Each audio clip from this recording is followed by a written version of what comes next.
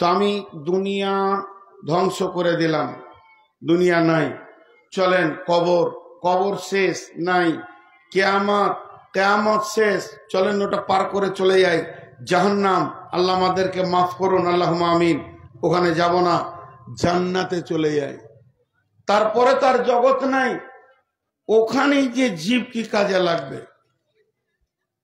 জীব ওই পর্যন্ত পৌঁছিয়েছে। দু তিনটি এমন আমল আছে যা মরার পরেও আমল হয়ে যায়। দেখেন, দু তিনটি এমন আমল আছে যে একটা মানুষ মরে গেল তার আমল করা যায়। এক নম্বর হলো হজ। আব্বা মারা গেছে, হজ করতে পারেনি, আপনি কাউকে টাকা দিয়ে বদল হজ করালেন। তেমনি হজ যেমন হয় তারই কিয়াসের ওপরে বদল উমরাও করা যায়। তাহলে দুইটা আমল হলো। 3 নম্বর, মারা গেছে, মা মারা গেছে, সে আর করতে পারবে না, সন্তান তার জন্য দান করবে, মসজিদ মাদ্রাসা করবে, এগুলি কবরে গিয়ে পৌঁছাবে, ভালো সন্তানের আপনার দোয়া পৌঁছাবে এবং সে সাদকা জারিয়া যা করেছে পৌঁছাবে। এইভাবে বেশ কিছু আমল আছে। এই আমলের ভিতরে মেয়েদের পর্দাটা কত ফরজ, মেয়েদের পর্দাটা কত ফরজ, মেয়েদের পর্দাটা কত ফরজ। মেয়েটা মারা গেছে, আর তো আমলের প্রয়োজন নাই। বলেন না, ওর জোহরের আজান হচ্ছে, ওকে আর নামাজ পড়তে হবে না, লাশ পড়ে আছে, বেলা 10টা 11টায় মরেছে, জোহরের আজান হচ্ছে, ওর জন্য আর নামাজের হাজিরি হবে না, আসরের নামাজে হাজিরি হবে না, 5টার সময় দাফন হবে, 2টা ওয়াক্ত পেরিয়ে গেল, বিছানায় শুয়ে মরে গেছে, আর আমলের দরকার নাই। কিন্তু একটা আমল কবর পর্যন্ত যাবে। ওই মৃত মেয়েকে ওদেরকে দেখানো যাবে না যাদের সঙ্গে ওর পর্দা। কবরে ঢোকানো পর্যন্ত পর্দাওয়ালাকে দেখানো যাবে না। দেখেন কত দূর গিয়ে পৌঁছালো। তো জীব প্রথম 2.5 বছর খুলছে না, খালি তোতলা তোতলা করছে। এই জীব যে খুলে গেল, আজরাইল এসে বন্ধ করবে। তো এই জীবের রিয়াকশন কত দূর গিয়েছে জানেন? আপনি ভাবছেন যে আঙ্গুলের মাথাতে ক্যান্সার হয়েছে, ডাক্তার যখন এক্সরে করে দেখছে তা বলছে পাঁজরে হাড় পর্যন্ত আর পোকা পৌঁছে গেছে, হাত কাটলেও বাঁচানো যাবে না। তো এই জীবের রিয়াকশন কত দূর গিয়েছে জানেন? জান্নাত পর্যন্ত। শুনেলেন কেমন জান্নাত পর্যন্ত? আল্লাহ বলছেন, লা তাসমাউ ফিহা লাগওয়ান ওয়ালা কিযাবা, লা তাসমাউ ফিহা লাগিয়া। লাও,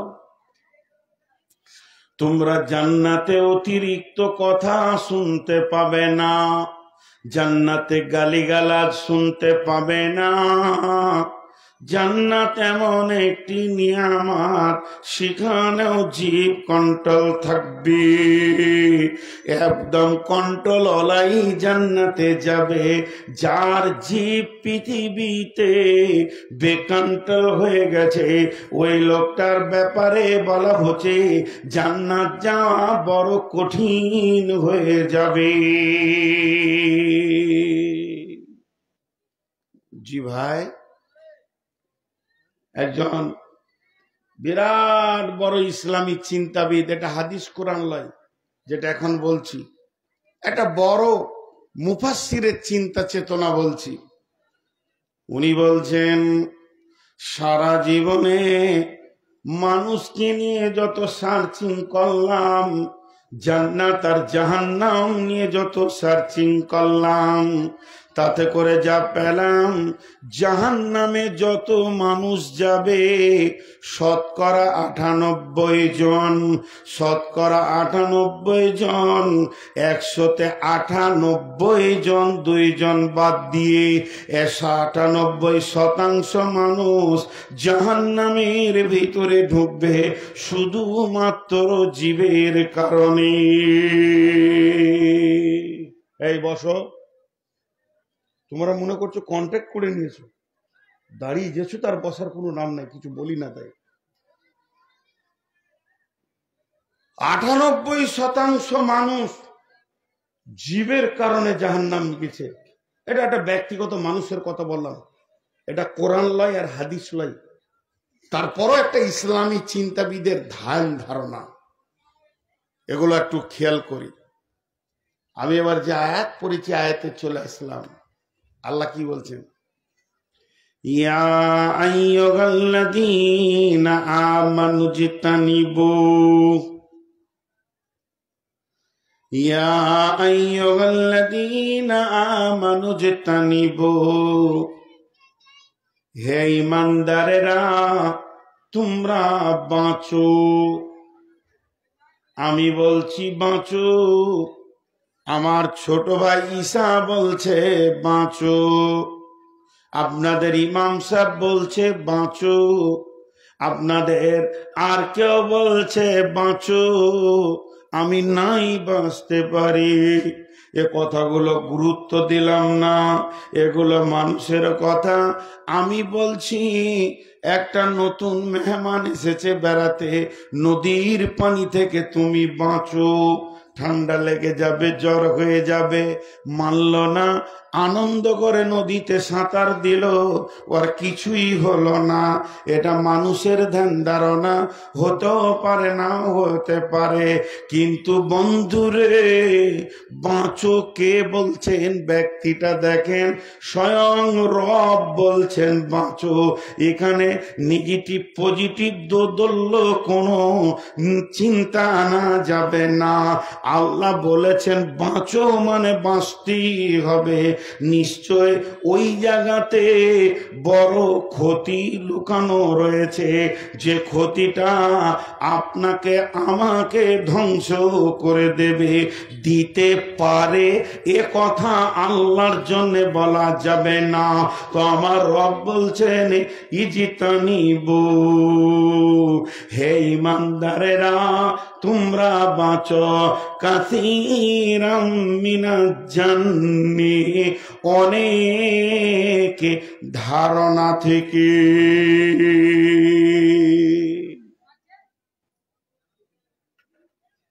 ধারণা মানে অনুমান, ধারণা মানে অনুমান, জি, ধারণা মানে অনুমান। বহু ধারণা আছে খারাপ। ইজতানিবু কাসীরাম মিনাজ জান্নি, ইন্না বা'দা জান্নি ইসমুন। এতক্ষণে জানটা ঠান্ডা হলো, এতক্ষণে আসল খোরাকটা পেলাম। ইন্না বা'দা জান্নি ইসমুন, নিশ্চয়ই কিছু ধারণা আছে কাবিরা গুনাহ। দেখেন, আপনি রাত্রি 12টায়, ভালো করে ধ্যান দেন, আপনি রাত্রি 12টায় মসজিদ আসছেন তাহাজ্জুদ পড়ার জন্যে, আর একটা যুবককে দেখলেন তার পেছনে একটা যুবতীকে নিয়ে মোটর সাইকেলে বেরিয়ে চলে গেল। আপনি কম দেখছেন, হালকা করে দেখলেন, ঢ্রুর করে চলে গেল খুব স্পিডে। তো আপনি ভাবলেন কি দুনিয়া হলো রে বাপ, এত রাত্রিতে যুবক যুবতী কেন যায়? ঘটনা খারাপ, এলাকা খারাপ। আপনি একজন তাহাজ্জুদ পড়নেওয়ালা, আপনি একজন নামাজি, আপনি একজন বড় ভদ্র মানুষ এলাকার। সেই 12টা 1টা রাত 2টো থেকে নামাজ আর তেলাওয়াত করে করে চোখের পানি ফেললেন। ফজরের আজান হলো, জামাতে নামাজ পড়ে সালাম ফিরে ইমাম সাহেবকে ফুট করে বলে দিলেন, মৌলভী সাহেব আজকে গভীর রাত্রিতে দৃশ্য দেখলাম, মনটা বড় খারাপ লাগছে, একটা ইয়ং ছেলে মাস্তান পেছনে একটা যুবতীকে নিয়ে চলে গেল। তুমি ধারণা করলে ওরা দুজনা বড় নোংরা লুচ্চার বেশ্যা গেল। কিন্তু আসলে ঘটনাটা কি, গভীর রাত্রিতে একটা মেয়ের অ্যাপেন্ডিসাইটিসের ব্যথা উঠেছে। মেয়েটা এইচএস পড়ে, এখনো বিয়ে হয়নি। তার ভাই তাড়াতাড়ি তাকে হসপিটালে তাড়াতাড়ি নিয়ে গেল। ব্যথা সহ্য হচ্ছে না। কেন তুমি ধারণা করলে? আমার আল্লাহ বলছেন, এই ধারণা করাটা কে তোমাকে বলেছে? ধারণাটা তুমি করবি বা কেন? আমি তো ধারণা করতে বলিনি। পৃথিবীটা পরিচালনা করছি আমি। কাকে আযাব দেব, কাকে জান্নাত দেব, কাকে জাহান্নাম দেব, ব্যাপারটা আমার। তোমাকে তো বলিনি মসজিদ যেতে যেতে একটি কাজ দেখে ওটাকে ধারণা করে ইমাম সাহেবের সঙ্গে বসে যাও গীবত করতে। অতএব শুনে নাও, ধারণা একটা এমন নোংরা জিনিস, সে হচ্ছে একটা বিরাট গুনহার গোডাউনের চাবিকাঠি। যে লোকটা ধারণা করতে শুরু করে তার দ্বারা পৃথিবীর সমস্ত পাপগুলো আসান হয়ে যায়। তো আমার আল্লাহ বলছেন, প্রথমেই তুমি ধারণা বন্ধ করে দাও। কিংবা তুমি রাত 12টায় উঠে মনে করলে যে ভাই বোনে চলে গেল, তাহলে হয়তো কোনো জরুরি কাজ আছে। কিন্তু ওরা ভাই বোন ছিল না, একটা মেয়ে তার প্রেমিককে ডেকে ওই রাত্রিটি কেটে পড়লো। তবে কেন তুমি ভালো ধারণা করেছো? এটাও তো তোমার চলবে না, কারণ তুমি কি জানো ওরা দুজনকে। অতএব আমার আল্লাহ বলছেন, ধারণা থেকেই তুমি নিজেকে বাঁচাও, তুমি অনুমান থেকে নিজেকে বাঁচাও। ইন্না বা'দাল জান্নি ইসমন, এমনও কিছু ধারণা রয়েছে যেগুলো হলো কাবিরা গুনাহ।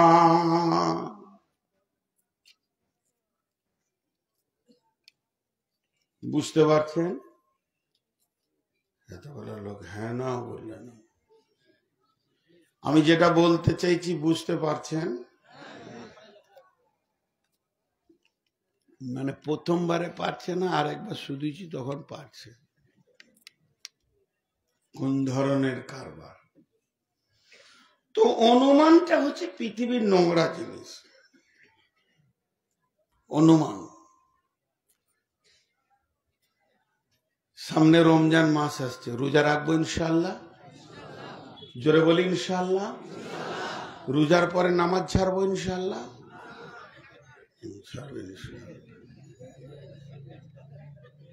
রোজার পরে নামাজ ছাড়বে। কে কে রোজা রাখবো না হাত তুলি।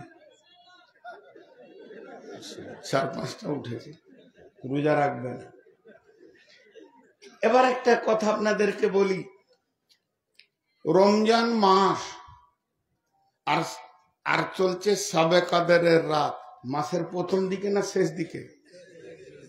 আর আল্লাহর নবী এতেকাফ নিয়েছেন। এতেকাফ কে নিয়েছেন? নবী মুহাম্মদুর রাসূলুল্লাহ। বিবি সাফিয়া গেছেন নবীজিকে দেখা করতে মসজিদে, ওই দূরে বাড়ি। আর এশার নামাজ পড়ে সব সাহাবীরা চলে গেছেন। তো বিবি সাফিয়া আস্তে আস্তে করে গিয়ে রসুলের কাছে মসজিদের ভিতরে ঢুকেছেন। যে কথা, 2-4টা কথা যা আলোচনা করার ছিল করেছে। কথা বলতে বলতে বলতে বলতে একটু রাত বেশি হয়ে গেছে। বিবি সাফিয়া বলছেন নবীজিকে, ইয়া রাসূলুল্লাহ, আপনি আমাকে একটু আগিয়ে দেন, কারণ এতেকাফের লোক তো বাড়ি ঢুকবে না, উনি মসজিদ থেকেই থাকবেন। তো মসজিদে যে থাকবে, তো আমি রাস্তায় বাড়ি যাব, আপনি বাড়ির কাছাকাছি পর্যন্ত আমাকে দিয়ে আসেন। তো নবীজি বিবি সাফিয়াকে নিয়ে যাচ্ছেন। আর রাত কিন্তু আন্ধার রাত, মানে চাঁদ তো শেষের দিকে। যদি 27-25 হয়, চাঁদ তো নাই, এ তো রাত, আন্ধার রাত। নিয়ে যাচ্ছেন। এবার মসজিদ থেকে দক্ষিণ মুখে, কথার কথা বোঝানোর জন্য বলছে, হাদিসে দক্ষিণ আসেনি, এই মুখে যাচ্ছেন আল্লাহ রসুল আর বিবি সাফিয়া, দুজনের সম্পর্কে স্বামী স্ত্রী।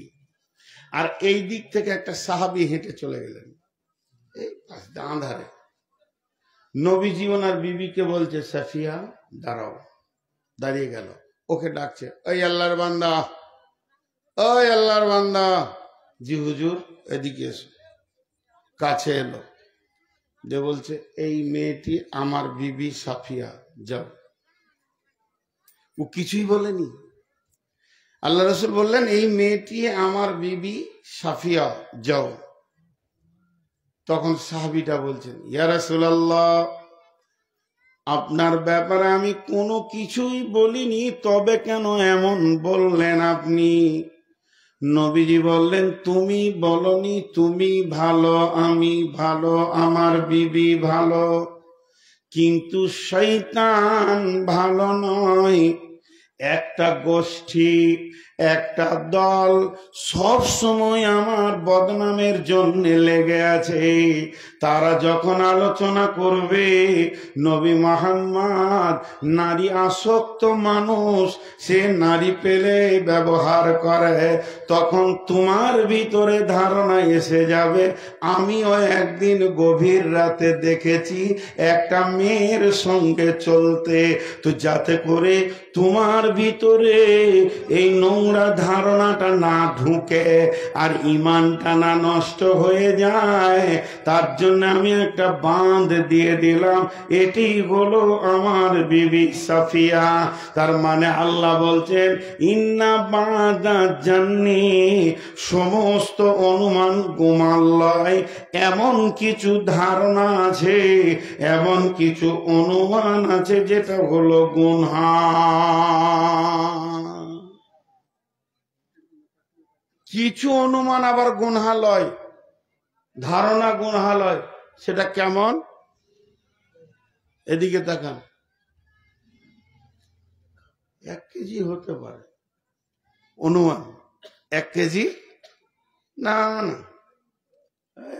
1 কেজি 250 হবে, এটা গুনাহ হবে? কোন একটা মাল কেউ নিয়ে যাচ্ছে, কিরে মাছটা কত দাম দিল? 500 টাকা। তো কত ওজন? আমার মনে হচ্ছে 1.5 কেজি হবে। না, এটা আইডিয়া। এই ধারণাগুলো গুনহা নয়। এই রাস্তাটা 5 ফুটের না 7 ফুট হবে, মেপে দেখলাম, ক্লিয়ার হয়ে গেল। তো ইন্না বাদাত জাননি, চারিত্রিক ভাবে যে ধারণাগুলো করা হয় সেগুলো হচ্ছে গুনহা। ইন্না বাদাত জাননি ইসমন, কিছু ধারণা আছে গুনাহ। আল্লাহ বলছেন, ওয়ালা তাজাসসু ওয়ালা তাজাসসু ওয়ালা তাজাসসু। রে আমার বন্ধু, হে আমার ভাই বাপজিরা, সোনারা লাল্লা, ও আমার মা, ওরে আমার বোন বেটি, ওয়ালা তাজাসসু, তোমরা জাসুসি করিও না। তাজাসুস করতে মানা করেছেন। জাসুসি আর জাসুসিতে দুটো শব্দ ব্যবহার হয়, একটা হচ্ছে তাহলে আর একটা হচ্ছে কেন। তাহলে আর কেন, যেমন আমি খুব এখানে মেহমান শুয়ে আছি, একটু রাত্রিতে ঘুরে আসলাম বাজার থেকে, এত রাতে উঠলেন কেন? একটা কাজ ছিল।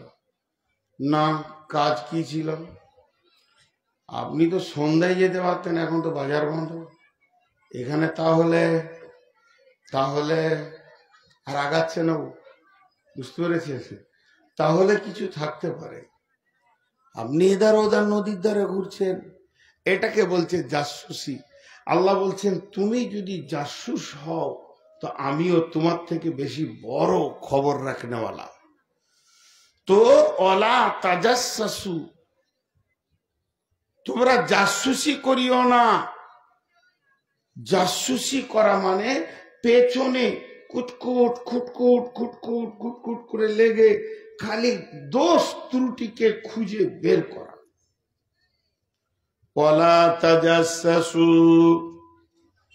আমার রব যদি মনে করে, আমার রব যদি মনে করে তিলে তিলে হিসাব লিব, একটাও কেউ জান্নাত যেতে পারবে না। আল্লাহ তাবারাক ওয়া তাআলা বলেছেন, ইন্না ইলাইনা ইয়াবাহুম সুম্মা ইন্না আলাইনা হিসাবাহুম, আমার কাছে ফিরে আসতেই হবে, হিসাব দিতেই হবে।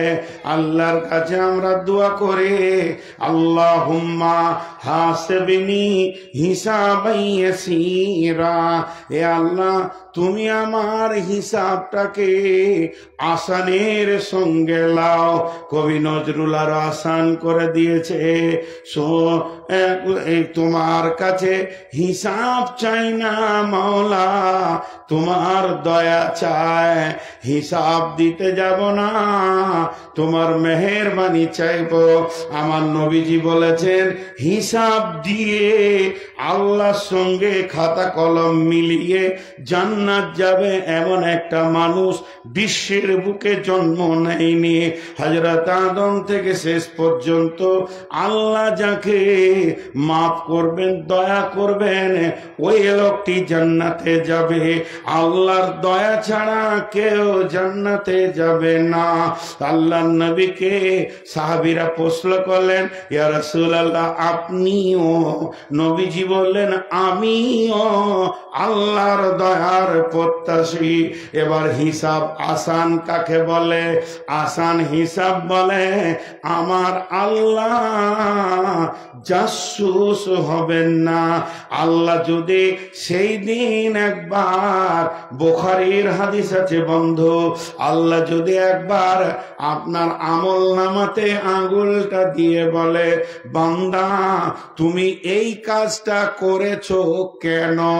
আল্লাহ যদি কেন বলে দেয়, আল্লাহর কেনর প্রাচীরটা এত বড় হবে, ওটাকে টপকাবার পুরুষ কেউ জন্মায়নি, ওকে জেনে নিতে হবে আল্লাহ কেন বলেছে, মানে আমি জাহান্নাম যাব। বিধায় আল্লাহ যাকে মাফ করবেন, আল্লাহ কেন শব্দ বলবেন না? তাহলে আমাদের রব এত বড় মেহেরবান, তিনি আমার আপনার ব্যাপারে দয়াবান। তুমি মানুষ হয়ে মানুষের পেছনে লেগেছ কেন? এটা করলে কেন? ওটা করলে কেন? অতএব আল্লাহ বলছেন, ওলা তাজাসসুসি, খবরদার তোমরা তাজাসসুসি করিও না। ওলা ইয়াগতাব বাযুকুম আলা বাযিন, একে অপরে তোমরা গীবত করিও না।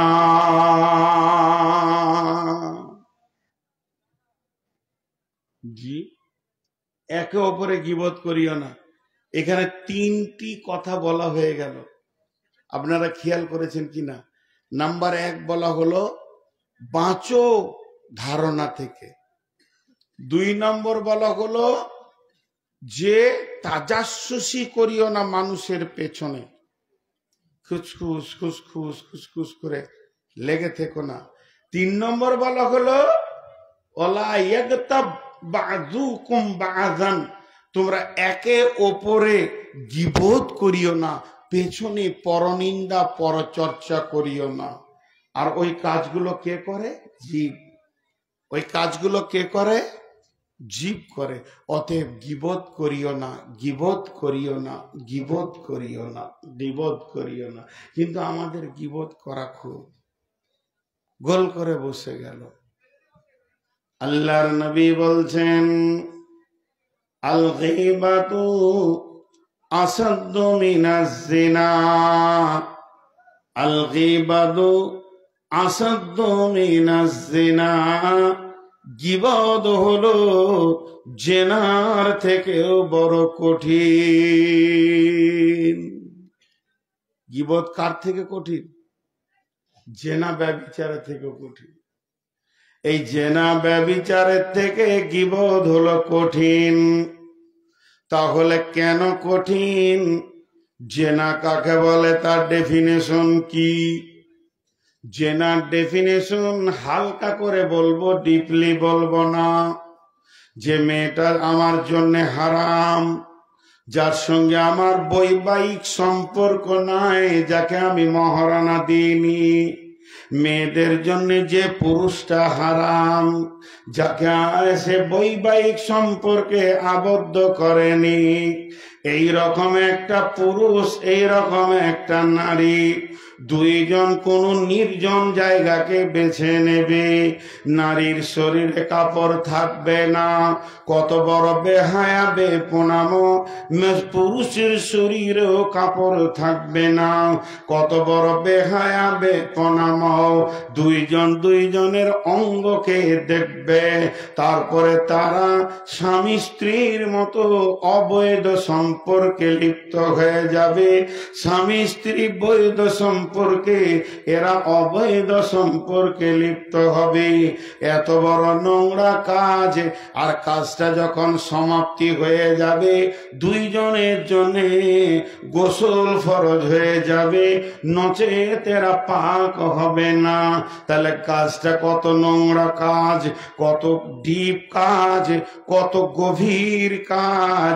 কিন্তু গীবত করতে গেলে কাপড় খোলা লাগবে না। মেয়েটা যদি বোরখাও পরে থাকে, তারপরও গীবত করা যাবে। ছেলেটা ফুল পোশাকে আছে, কোন রকম কাপড় তাদের সরল না, বেহায়া বেপনামো হলো না, তারপরও তাদের গোসল ফরজ হবে না। গীবত এমন একটা জেনা এমন একটা জায়গায় করে, লুকিয়ে চুপিয়ে করে। গীবত সমাজের ভিতরে করা যাবে, চায়ের দোকানে গীবত, মসজিদের কাতারে নামাজ পড়ার পর বসে বসে গীবত চলবে। তারপরও বিশ্বনবী বলছেন এই গীবতটা এত শক্ত গুনাহ, যেটা আপনার কিনা জেনার থেকেও বড়।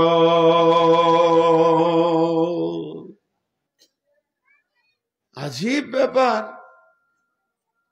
এটা ভাবার আছে, একটা জিনিসটা ভাবার আছে যে এটা এত নোংরা বেহায়াপনামো, আর এটা গোটা শরীরে কাপড় ঢেকে। তারপরও জি কেন বড়? কেনটা এবার বলছি। এইখানে এক জিনা করনেওয়ালা, জিনা করনেওয়ালি, আমি জিনা করেছি, আমি তো একা দোষী নই, আমার সাথে একটা মেয়েও আছে দোষী। দুজনই আজকে জালসা শুনছি। আর বায়ান করছেন একজন বিখ্যাত আলিম। জেনা করা বড় গুনাহ। জেনা এমন একটি গুনাহ, এটা হাক্কুল ইবাদ নয়, হাক্কুল্লাহ। জেনার আদালত কিয়ামতের মাঠে হাক্কুল্লাতে হবে। কঠিন কিয়ামতের দিনে জেনাকারীর কঠিন শাস্তি হবে। জালসাটা সারা রাত শুনলাম। শোনার পরে আমি গভীর রাত্রিতে মসজিদে একা এসে ঠান্ডাতে উজু করে কঠিন করে আল্লাহর পা দুটি ধরে সাজদায় পড়ে পড়ে কাঁদতে শুরু করলাম। মাবুদ গো, শয়তানের ফেরে পড়ে, শয়তানের ধোঁকায় পড়ে আমি জেনার মতো গুনাহ করেছি, তুমি মাফ করে দাও। তাহাজ্জুদের টাইমে কাঁদলাম, ইফতারিকে সামনে করে কাঁদলাম, আবার সাবে কদরের রাত্রিতে কাঁদলাম। যে যে টাইমে গুনাহ মাফ হয়, দোয়া কবুল হয়, ওই টাইমগুলো বেছে বেছে কাঁদলাম। পৃথিবীর কেউ বলতে পারবে না যে ওর গুনাহ মাফ হবে না। অবশ্যই মাফ হয়ে যেতে পারে, কারণ আমার আল্লাহ এখনো তওবার দরজা খুলে রেখে দিয়েছেন। আমার রব বলেন, মানুষ পাপ করে যখন আমার কাছে কাঁদে, ইন্নাল্লাহ গাফুর গফুরুর রহিম। আল্লাহ জবরদস্ত গুনাহকে মাফ করনে ওয়ালা। আল্লাহ তাবারাক ওয়া তাআলা বলেছেন ইজহিবনাস সাইয়্যাত বিল হাসানা, এমন কিছু নেকি আছে যে গুনাহকে সরিয়ে দেয়। আমি এমন আমল করলাম, আমার রব আমাকে মাফ করলো। আমার সাথে যে মেয়েটা জিনাতে লিপ্ত হয়েছিল, ওই মেয়েটির চোখের পানিতে কাঁদতে লাগলো, মাবুদ রে, তোমার শয়তান আমার পেছনে লেগে আমার ইজ্জতকে লুটিয়ে দিয়েছে। আমি এখনো হায়াতে জিন্দেগিতে বেঁচে আছি, তওবা করার সুযোগ রয়েছে। ও দয়াল মাবুদ, তুমি তোমার বান্দিকে গুনাহ মাফ করে দাও।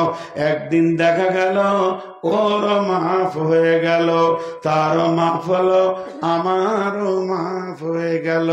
কিন্তু আমি আর মৌলভী সাহেব দুইজন বসে বসে বসে বসে আর একজনের গীবত করছি। ওই এই করেছে, ওই করেছে, এমুক করেছে, তসুক করেছে।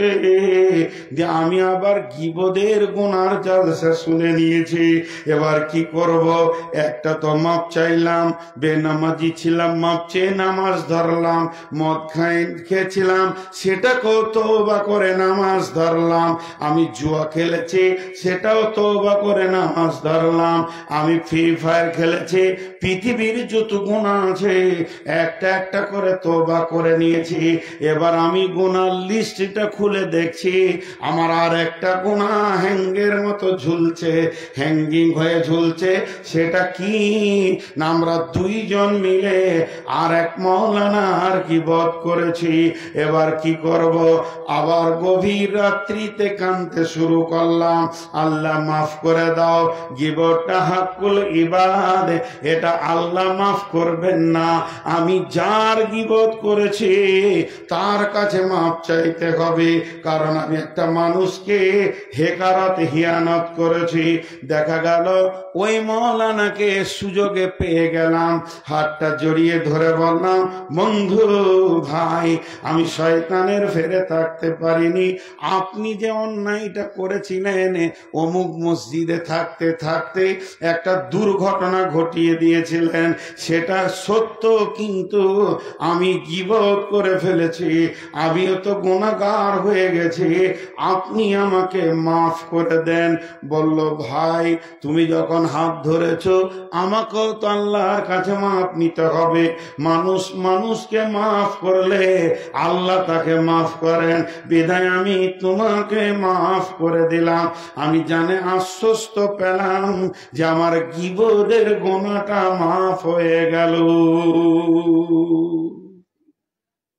কিন্তু না, লাও, আবার নাটা কেন বলছি? কিন্তু না, নাটা কেন বলছি? মাপ হবে। আমি গীবত করেছি, তার মাপটা হবে। আমি তার কাছে মাপ চেয়েছি, সে মাফ করেছে, মাপ হবে। কিন্তু আমি একা তো করিনি। আমি বলেছি 5 জনকে, তারা বলেছে 25 জনকে, তারা বলেছে 100 জনকে। এই করতে করতে গোটা ধুলিয়ান, গোটা শামশেরগঞ্জ থানা, গোটা এলাকা প্রচার হলো। ও আমার বন্ধু, এতগুলো এজেন্ট যে ছেড়ে দিলাম, তাদের মুখ তো আর বন্ধ নাই। সমস্ত গুণগুলি আমার আমলনামাতে জমা হবে। এর জন্য বিশ্বনবী বলেছেন যে জেনার থেকে বড় কঠিন হচ্ছে গীবাত, আল গীবাতু আশাদ্দু মিনাজ জিনা। এটা একটা কঠিন জিনিস, জি, এটা অনেক কঠিন জিনিস। অতএব জবান এমন একটা জিনিস যা কন্ট্রোল করা খুব ফরজ। জবান যদি বেকন্ট্রোল হয়, গোটা বডি বেকন্ট্রোল হবে। কোরআন বলেছে জবান কন্ট্রোল, বডি কন্ট্রোল। তাহলে জীব গোটা বডিকে পরিচালনা করছে। জবান বেকন্ট্রোল তো হাত পা সব বেকন্ট্রোল, আর জবান কন্ট্রোল তো সব কন্ট্রোল। এগুলোকে একটু খেয়ালের ভিতরে রাখতে হবে। কোথা বলেছেন? আল্লাহ কোরআনে বলেছেন। আয়াতটা পড়েছি, কিন্তু এটা একটু আগেই। এরপর আল্লাহ কি বলছেন, আইয়ুহিব্বু আইয়াকুলা লাহমা আকিহি মাইতান ফাকারিহতুমুহু। হে পৃথিবীবাসী, তুমি কি এটা পছন্দ করো তোমার মৃত ভাইয়ের মাংস খাওয়াকে? কত নীচ কথা বলছেন আল্লাহ। সবাই একটা মৃত ব্যক্তিকে ধারণায় নিয়ে আসি। আপনার বাড়ির পাশে যেটা মরেছে, এটা আমি বোঝানোর জন্য বলছি, তার চেহারাটা, তার বডিটা মাথায় নিয়ে আসেন, ছবিটা। এবার বলেন, ওই মৃত ব্যক্তির শরীরে যদি সামান্য মাংসকে কেটে নিয়ে ছোট ছোট কুচি কুচি করে একটা প্লেটে দিয়ে নুন দিয়ে যদি আপনাকে কাঁটা চামচ দেওয়া হয় যে খেয়ে নেন, খেতে পারবেন কি? বলেন না। আল্লাহ তাবারাক ওয়া তাআলা বলছেন ফাকারিহতুমুহু, এটাকে তোমরা অনুরোধ মনে করবে, এটাকে তোমরা ঘৃণিত মনে করবে। অতএব গীবত হলো মরা ভাইয়ের মাংস খাওয়ার মতো। কি হলো, উঠছে কেন? আজীব ব্যাপার, এত তাড়াতাড়ি উঠছে। আসলে ওরা শিক্ষিত মানুষ। জালসা, এই খালি নামটা ভুলে গেছি, লক্ষ্মীপুর না লক্ষ্মীনগর, এখানে সব নগর, গাজীনগর, মহাদেবনগর, লক্ষ্মীনগর। হ্যাঁ, আর শিলিগুড়ি যাবেন তো সব গুড়ি, শিলিগুড়ি, ময়নাগুড়ি, ধূপগুড়ি, ভেষগুড়ি, জলপাইগুড়ি। হ্যাঁ, আর এখানে দিনাজপুর যাবেন তো সব কুড়ি, বাস কুড়ি, ধামান কুড়ি, সামান কুড়ি, ভরান কুড়ি। আর 24 পরগনা যেমন তো খালি, বক খালি, তুষ খালি, সোনা খালি, চনা খালি, এখানে সব নগর। তো এই লক্ষ্মীনগর আজকে জালসা কমিটি জালসার আয়োজন করেছে ডিসেম্বর মাসের ক তারিখে? 26 তারিখ। কিন্তু 27 তারিখ ওরা বয়ান শুনবে না। ঠিক বুদ্ধিমান লোক আছে। 27 তারিখে বয়ান শুনবো না, ডেট ক্রস, চেয়ার ছেড়ে চলে গেল। আমি একটা গাধা বক্তা বলি বসে আছি, আমার মতো বিলিতি গাধা আর দুনিয়াতে নাই। জি হ্যাঁ, তো চলেন আমি যে কথাটা আপনাদের সামনে বলছি। তো সব থেকে ঘৃণিত জিনিস হলো গীবাত। একটা উদাহরণ দিব আপনাদেরকে, উদাহরণটা মন দিয়ে শুনবেন, খুব মন দিয়ে। ধুলিয়ান হাট, ওই গরুর হাট। তো আপনার গ্রামের একটা ছেলে, ও একটা ভ্যানে বা টোটোতে, টোটো বলে একটা ভাইরাস পৃথিবীতে এসেছে, দেখেছেন আপনারা? আল্লাহু আকবার। করোনার থেকে ডবল ভাইরাস। রাস্তায় কাউকে চলতে দিবে না, হুঁশ জ্ঞান ওদের নাই। সোজা নিয়ে যে গাড়ির সামনে লাগিয়ে দিবে, গাড়ি ব্যাক করবে, সোজা করবে, কে আসছে দেখবে না।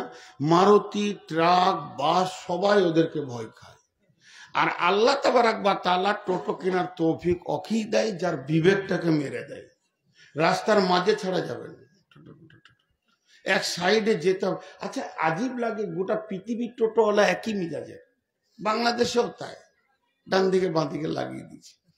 তো খুব ধ্যানের সঙ্গে শুনবেন, একটা লোক টোটোতে হোক ভ্যানে হোক 1 প্যাকেট আলু নিয়ে যাচ্ছেন বিক্রি করার জন্য। এই উদাহরণটা না শুনলে গীবতের মজাটা পাবেন না। তো ও যে আলু নিয়ে চললো হাটে বিক্রি করবে, তো বস্তাতে একটা ফুটো হয়ে গেছে, টক টক আছে 50 কেজি। এবার ও হাট যেতে যেতে ওটা 20 কেজিতে দাঁড়াবে আর কি, পড়তি আছে। আর পেছনে একজন 5 কেজি সরিষা নিয়ে চললো, সেও হাটে বিক্রি করবে, কিন্তু ওটা চুচু করে পড়ছে সরিষা। ই জানে না যে আমার লিক হয়েছে, বরং আলুওয়ালাকে দেখে খিল খিল করে হাসছে। সাথে বন্ধুটা বলছে গেল সব। হঠাৎ আলুওয়ালাকে কেউ বলেছে তোর ফুটো রে, ও তাড়াতাড়ি করে একটা ডালি নিয়ে কোরাতে শুরু করলো। আলু কটা কোরানো সম্ভব কি সম্ভব না? কিন্তু সর্ষে গীবত করনালাদের হালাত ওই।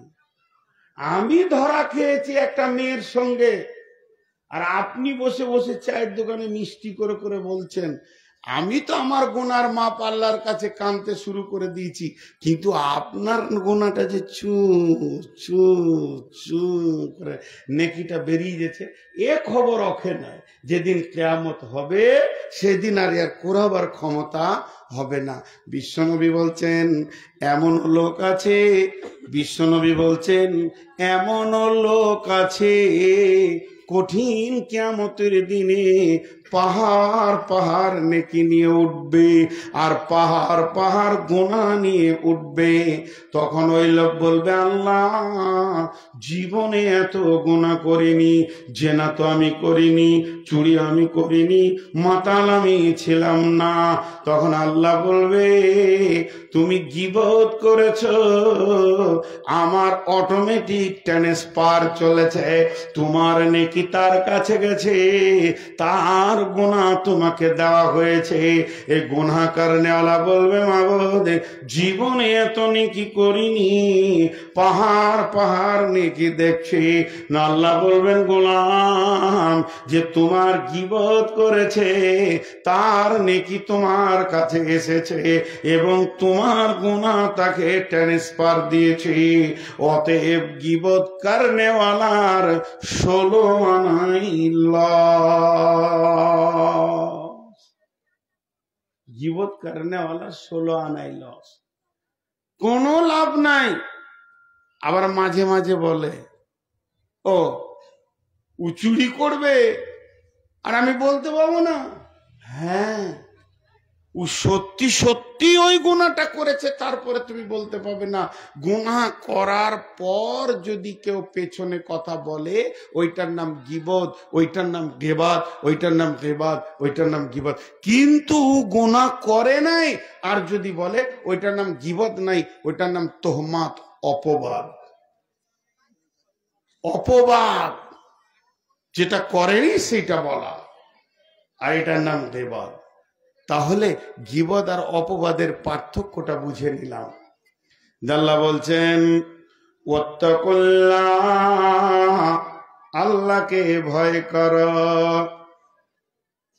ওয়াত্তাকুল্লাহ ইন্নাল্লাহা তাওয়াবুর রহিম, নিশ্চয় আল্লাহ বড় মেহেরবান, তওবা কবুল করনে ওয়ালা।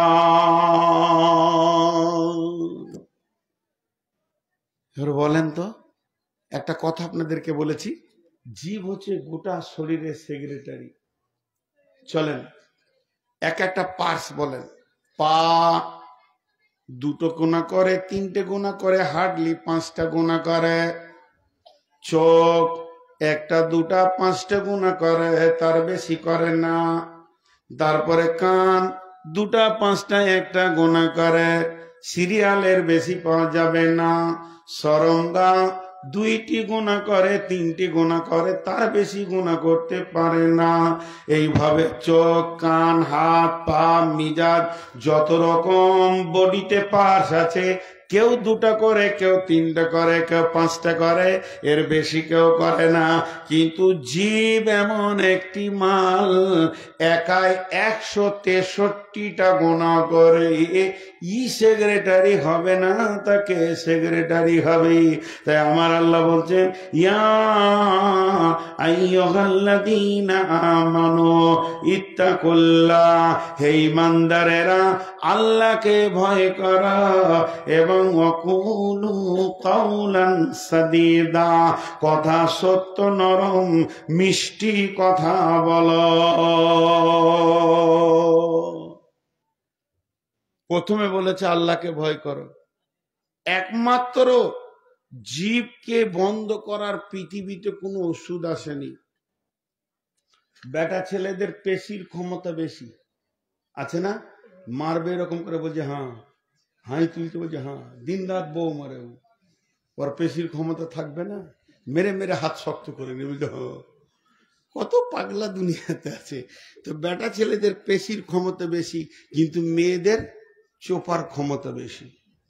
মার খাবে তারপরেও কথা বলবে ক্যাট ক্যাট ক্যাট ক্যাট করে। ও শরীরকে মেরে ঝাঁঝরা করে দিলে চোপা বন্ধ করা যাবে না। যাবে? হ্যাঁ, বদরুদ্দুজান্নাত বি অবলা সরলা বলে। অবলা কথা বলার মেশিন। আমি যখন থেকে বক্তব্য রাখছি এইখানে 3টে মেয়ে তখন থেকে বক্তব্য শুরু করেছে। এই যে কোন যন্ত্র আল্লাহ জানে। হ্যাঁ, কথা বলার মেশিন পৃথিবীতে এসেছে। তো এদের জবান চলতি থাকে। তো জবান একটা কঠিন জিনিস। জিভকে বন্ধ করার কোনো ওষুধ আছে? দেখবেন চোখ বন্ধ করার ইঞ্জেকশন আছে। তো জিভও বন্ধ হয়ে যাবে যদি সেই ইঞ্জেকশন মারা হয়। তো পৃথিবীতে কোনো ওষুধ আসেনি। জিভ কথা বলে, তার দিয়েও যদি বেঁধে একটা প্রেক লাগিয়ে দেন, কালকে থাম্বনেল তৈরি করবো, আর তার দিয়ে বেঁধে প্রেক লাগাবে। এগুলো যদি করো, একটা ইউটিউবারকে লাগাতে দেবো না। প্লেন আমার ছবি থাকবে, কোনো থাম্বনেল থাকবে না। যতগুলো ইউটিউবার আছে বলে দিয়েছি, ওই জিভ কথা বলে, পা কথা বলে, যদি এইগুলো থাম্বনেল করো তো তাকে একদম ক্যামেরা লাগাইতে দিব না। তো জিভকে বন্ধ করার পৃথিবীর কোনো ক্ষমতা নাই। হ্যালো, সেক্রেটারি আমাকে আপনাদের জালসা কমিটি থেকে ফোন করছে। হ্যালো মৌলানা সাহেব, কত দূরে? আমি দিনাজপুর থেকে আসছি। বলেছি যে আমি আগের দিনে কোথায় আছি? কিষানগঞ্জে আছি। তোরা জানে এইদিকে আসবে। মৌলানা কত দূরে? কালিয়াচক পেরোতে পারলেন? বলছে হ্যাঁ, কালিয়াচক পেরিয়ে গেছি, ফারাক্কা ব্রিজে উঠছি। তখন আমি গাজলে। কত বড় বেঈমান বলো তো। এরকম চলছে কি চলছে না? আরে হ্যাঁ না বলেন মোবাইলে। কিন্তু ওই অবস্থায় আমার জিভ যে একটা বড় গুনহা করছে, এটা এখানকার কমিটি কেউ দেখতে পেছে না। ওই অবস্থায় যদি স্মরণ হয় যে আমি কোথায় আছি না আছি, মেন রেডারে যে বসে আছে সে দেখছে, তাহলে আর ও বলতে পারবে মিথ্যা কথা? বলতে পারবে না। এই জন্য জিভকে আটকানোর একটাই রাস্তা, সেটা হচ্ছে আল্লাহর ভয়। আল্লাহর ভয় থাকলে ও জিভ সত্য কথা বলবে। ভাই আমি এইমাত্র গাজল ঢুকলাম, এত দূরে, সেই সকাল থেকে বেরিয়ে, ভাই এক বন্ধুর বাড়িতে আটকে গেছিলাম, লেট হয়ে গেল, আসছি ইনশাল্লাহ। বলেছিলাম দুপুরে ভাতটা খাবো, তার হলো না, রুজি নাই, ইনশাল্লাহ সন্ধ্যায় পৌঁছাবো। জি। আর জালসা কমিটি বলবে যে সাড়ে 9টায় দিয়ে দিব, যে 12টায় দিবে। এও জিভবে কন্ট্রোল, এও জিভবে কন্ট্রোল। হ্যাঁ, আপনাদের ইমাম সাহেব হাসছে, ও ভাবছে তো ওই রকমই তো করেছি। তো এই যে ভেজাল চলছে সারা দুনিয়াতে, আমি আমভাবে বলছি এইভাবে চলছে। দেখেন, তা আল্লাহ তাবারক ওয়া তাআলা কি বলছেন? যে আল্লাহকে ভয় করো, তারপরে কথা শুরু করো। আল্লাহকে ভয় করো, তারপরে কথা শুরু করো। এরপর আবার কি বলছেন? বিসমিল্লাহির রহমানির রহিম। ওয়াইযা কুনতুম ফাদিলু ওয়ালাউ কানা যা কুরবা। আমার গোলাম রে, যখন তুমি কথা বলবে আদাল দিয়ে বলো। ফাদিলু, আদালত মানে ইনসাফের সঙ্গে কথা বলো, অন্যায় কথা বলবে না। কার দোষ নয়, বিচারের ময়দানে জবানকে কন্ট্রোল করবে। ওয়াইদা কুলতুম ফাদিলু, তুমি জবানকে কন্ট্রোল করো। আমার রব বলছে তোমার জবান আছে 32টা সেনার মধ্যখানে, তোমার জবান আছে আমার 2খানা সিআইডির নিচে, আমার সিবিআই আছে তোমার জবানের কাছে, আমার সুপ্রিম কোর্ট রয়েছে তোমার জবানের কাছাকাছি। জবানকে এমন জায়গায় রেখেছি, খবরদার আমার সিআইডিরা লক্ষ্য করছে। 2টি কাস্টম রয়েছে, তার কাছে এতটুকু বেইনসাফি কথা বলবে, তোমার আদালতকে রেকর্ডিং করে আমাকে দিয়ে দেবে।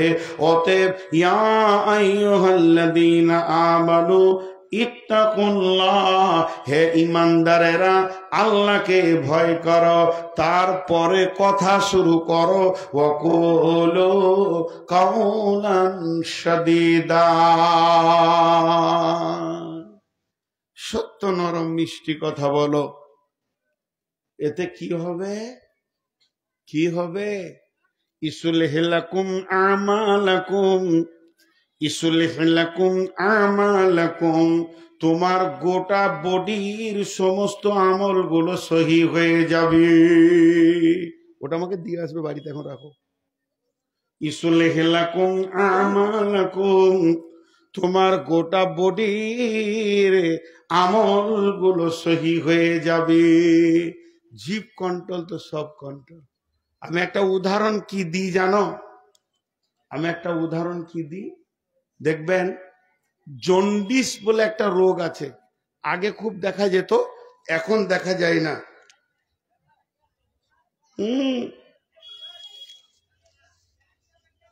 ঠান্ডা লেগে যাবে, সর্দি লেগে যাবে। বিয়াই গাঁয়ের লোক তো, ইলামি একটা জিলা, গাঁ বলবেন না।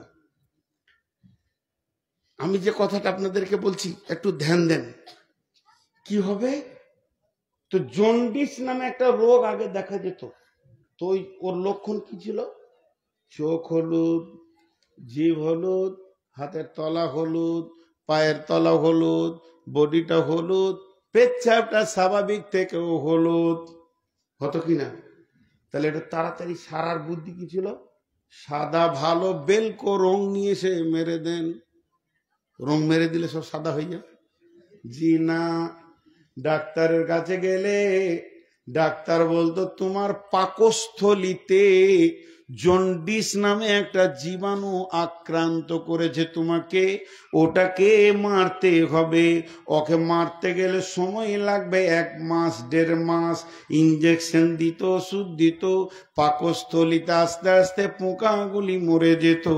পাকস্থলী স্বাভাবিক, হাত পা চোখ কান স্বাভাবিক, চোখের ওষুধ দিত না, কানের ওষুধ দিত না, পেচ্ছাপের ওষুধ দিত না, হাত পায়ের ওষুধ দিত পাকস্থলীকে, আর বডিটা আস্তে আস্তে ক্লিয়ার হয়ে যেত। তেমনি একটা লোকের হাত পা চোখ কান যতগুলি বেলাইনে চলছে, তো জানতে হবে ওর জীব আছে বেকন্ট্রোল। জীব যদি কন্ট্রোল হয়ে যায়, জীব যদি সত্য কথা বলে, জীব যদি গান না বলে, জীব যদি মিথ্যা সাক্ষী না দেয়, জীব যদি খিস্তি না করে, তাহলে আস্তে আস্তে সমস্ত বডির আমলগুলো সহি হয়ে যাবে। কারণ বডির যে সেক্রেটারি, সে আল্লাহর ভয়ে দাঁড়িয়ে গেছে, তো গোটা বডিটা আল্লাহর ভয়ে দাঁড়িয়ে যাবে। কে বললেন না? আল্লাহ। ইসলিহ লাকুম আমালাকুম। আর দ্বিতীয় লাভ কি হবে? ওয়াগফির লাকুম যুনুবাকুম, এবং আমার রব তোমার জীবনের গুনাহগুলি মাফ করে দেবে। আর কি হবে? ওয়া ইউতিল্লাহ ওয়া রাসূলাহু, এরপরে আল্লাহ এবং রসুলকে ফলো করে যে চলবে, আল্লাহর হুকুম মেনে নেবে, রসুলকে যে মেতাত করবে, আমার আল্লাহ নিজে বলছেন ফাকাদ ফাজা ফাউজান আযীমা, সব থেকে বড় সে কামিয়াব হয়ে যাবে, কিয়ামতের মাঠে হাসতে হাসতে জান্নাতে যাবে। তাহলে জীবকে দিয়ে শুরু হলো, বডিকে কন্ট্রোল করার জন্য কাকে দিয়ে শুরু হলো? জীবকে দিয়ে। কিন্তু আমাদের জীবই বেকন্ট্রোল। সারা জীবনে মানুষ করকম কথা বলে, এতটি লোক মুখ খুলে না। সারা জীবনে মানুষ করকম কথা বলে? 4। জোরে বলেন, কয় রকম? 4। এগুলো খুব তথ্যবহুল কথা। সারা জীবনে মানুষ করকম কথা বলে? 4 রকম। ভালো কথা, খারাপ কথা, ভালো কথা, খারাপ কথা, প্রয়োজনীয় কথা, অপ্রয়োজনীয় কথা। ভালো কথা বলে, ভাই নামাজ পড়ো, এই যে আমি এখন বলছি এগুলো ভালো কথা। আপনিও হয়তো আমাকে বলবেন, জি মৌলানা সাহেব কেমন আছেন, ভালো কথা। আর প্রয়োজনীয় কথা কি? আসেন, খেয়ে নেন। বাপ ছেলেকে বলছে বাবা মার্কেটে যাও, মালগুলো নিয়ে এসো, আমি একটু ঘুরে আসি। এই যে আপোষে আলোচনা, মাদ্রাসার শিক্ষক বলছে আরেক শিক্ষককে, ভাই আপনি এগুলো কিনে নিয়ে আসেন, আমি একটু ছেলেগুলোকে দেখে নিই। এই যে ভালো কথা আর খারাপ প্রয়োজনীয় কথা এগুলো। আর একটা হচ্ছে খারাপ কথা। খারাপ কথা মানে গালি গালাজ, গান বাজনা, নাটক, নানা রকম নোংরা কথা, খিস্তি করে গালি দেওয়া, বন্ধু বান্ধবকেও খিস্তি করা, ইয়ারকি ঠাট্টা করেও খিস্তি করা। বন্ধুরা আমার, এগুলো হলো খারাপ কথা। আর একটা অপ্রয়োজনীয় কথা, চায়ের দোকানে বসে ভাত ভাত ভাত ভাত ভাত ভাত ভাত ভাত ভাত ভাত ভাত ভাত বকি যেছে বকি যেছে বকি যেছে, অপ্রয়োজনীয় কথা। দুইটি কথাতে নেকি আছে। আল্লাহ বলেছেন কাউলুন মারিফুন কাসাজারাতিন কাউলুন তাইয়্যিবাতিন কাসাজারাতিন তাইয়্যিবাতিন। আপনার ভালো কথা হলো ভালো গাছের মতো, তার ফল থেকে তার গাছ, তার ফল থেকে তার গাছ। আমি একটা লোককে বলবো বন্ধু নামাজ পড়ো, সে আর কাউকে বলবে ভালো কথা। কালেমাতিন খাবিসাতিন কাসাজারাতিন খাবিসাতিন। আর নোংরা কথা হলো নোংরা গাছের মতো, নিম গাছের আঁটি থেকে নিমই হবে, কিন্তু মিষ্টি ফলের গাছ থেকে মিষ্টি হবে। তো আল্লাহ তাবারাক ওয়া তাআলা বলছেন যে দুইটি কথার মধ্যে নেকি রয়েছে। প্রয়োজনীয় কথা যতগুলি আপনি বলবেন, এগুলো সাদাকার নেকি পাওয়া যাবে। কাউলুন মারিফুন কা সাদাকাতুন। আল্লাহর নবী বলেছেন সুন্দর ভালো কথা হচ্ছে সাদকা। কেউ 500 টাকা সাদকা করলো, কেউ 1000 টাকা সাদকা করলো, কেউ 200 টাকা সাদকা করলো। আর আমি যে কথাগুলি বলছি এগুলো হলো সাদকা। আমাকে যে পড়িয়েছে সেটাও হচ্ছে সাদকা। এরকম একটা সাদকা। আপনি রাস্তায় চলতে চলতে কাউকে বললেন বন্ধু জুয়াটা ছেড়ে দাও, এটাও একটা সাদকা। কাউলুন মারিফুন কা সাদাকাতুন, এটা হলো সাদকা। অতএব ভালো কথা সাদকা। প্রয়োজনীয় কথা, বিবির সঙ্গে মিষ্টি মিষ্টি করে গল্প করছেন, আনন্দের গল্প করছেন, প্রেমের গল্প করছেন, ছেলের সঙ্গে গল্প করছেন, ছেলেকে নিয়ে আনন্দ দিচ্ছেন, বাপ বেটা একটু ছেলেটাকে নিয়ে আনন্দ করছেন, নাতনিকে আনন্দ করছেন। এই কথাগুলির ভিতরে নেকি আছে, এগুলো ফালতু যাবে না। আমার রব কত বড় মেহেরবান, এগুলির মধ্যে নেকি রেখেছেন। কিন্তু যারা ফালতু ভ্যাট ভ্যাট ভ্যাট ভ্যাট ভ্যাট ভ্যাট ভ্যাট ভ্যাট ভ্যাট ভ্যাট ভ্যাট ভ্যাট ভ্যাট ভ্যাট ভ্যাট ভ্যাট ভ্যাদানি আছে না? আর আপনাদের এদিকে নাই? ও চায়ের দোকানে বসেছে তো ওখানটা ময়লাই করে দেয়, যেখানটা বসে খালি ভ্যাট ভ্যাদানি। কিরে বিটু তরি ঘাটা দেখছি, নিলে 1 কাপ চা বল। এই করে করে সারাদিন চা খাই লোকের পয়সায়, আর ওই করে করে করে করে ভেদভেদি করে। এগুলো হচ্ছে গুনাহ। আল্লাহ তাবারাক ওয়া তাআলা বলছেন এরা জান্নাতে যাবে না। লা জান্নাতে যাবে না কোথায় আছে? কোরআনে আছে। এটাকে রেখে দিলাম, আর বলবো না। শেষকালে মনে থাকলে বলবো, না হলে বলবো না। ভেদভেদানিরা জান্নাতে যাবে না, কোরআনের আয়াত আছে, দুটি আয়াত আছে। চলেন, গীবতের ব্যাপারে আল্লাহ কি বলছেন আর একটা জায়গায়, ওয়াইলুল লিকুল্লি হুমাযাতিল লুমাযা হুমাযা লুমাযা হুমাযা লুমাযা। গুরুত্বপূর্ণ কথা এই জন্য 3 বার বললাম। ওয়াইলুল লিকুল্লি হুমাযাতিল লুমাযা। হুমাযা আলাদা জিনিস, লুমাযা আলাদা জিনিস। আমার আল্লাহ বলছেন আমি একটা জাহান্নাম তৈরি করেছি। 7টা জাহান্নামের ভিতরে ওই জাহান্নামটার নাম হলো ওয়াইল। ওই জাহান্নামে কে যাবে? যে হুমাযা করেছে আর লুমাযা করেছে। একটা হলো পেছনে কথা বলে কষ্ট দেওয়া, আর একটা সামনে সামনে অপমান করা। হুমাজা মানে পেছনে কথা বলা, আর লুমাজা মানে সামনে কথা বলা। কেমন? পেছনে কথা বলা মানে মৌলভি ভালো নয়, লুটে নিলে দুনিয়াটাকে, ভালো হচ্ছে টাকা আমার হচ্ছে, গুনাহ করা লিখছে। এই যে পেছনে বলা, এটা হলো হুমাজা। আর লুমাজা কি? হ্যাঁ, আমি ধরেন সত্যি করে উদাহরণ দিচ্ছি, আমি একটা গুনার সঙ্গে জড়িত আছি। কি? আমি ধরেন সুদ খায়, আস্তাগফিরুল্লাহ, নোংরা জিনিস, তারপরও বলছি সুদ খায়। তো আমার চাচাতো ভাই কোনো ব্যবসা কারণে আপনাদের এখানে এসেছে, পরিচয় হয়ে গিয়েছে, তো আপনি কাগজটা দেখাইছেন যে নূর মোহাম্মদ আসছে গো, আমাদের জালসা শুনতে থেকে যাও, যে তোমাদের বর্ধমানেরই। তা আপনি জানেন না যেটা আমার নিজের চাচাতো ভাই, যে নূর এই সুদারুটা বলে দিলে আর কি, এই সুদারুটা, হ্যাঁ বলে আমার নাম্বারটা লিখেলেন, ওকে বলবেন ও সুদ খেয়েছে। যদি না বলে তো আমাকে ফোন ধরিয়ে দেবেন। আমি গত মাসে 20,000 টাকা সুদ দিয়েছি, তার মানে পাক্কা প্রমাণ আমি একটা পাক্কা সুদারু। এরই ভিতরে দুটো ছেলে জেনে নিয়েছে। দেখবেন কিছু ছেলে আছে সামনে সামনে কথা বলতে ভালোবাসে, ও আবার বলবে আমি কাউকে ভয় করি না। সত্য কথা বলতে ভয় কেন করব? সব সত্য প্রকাশ, যেটা বলেন সব সত্য প্রকাশ। কত হালাল জিনিসকে আল্লাহ গোপন করে দিয়েছে।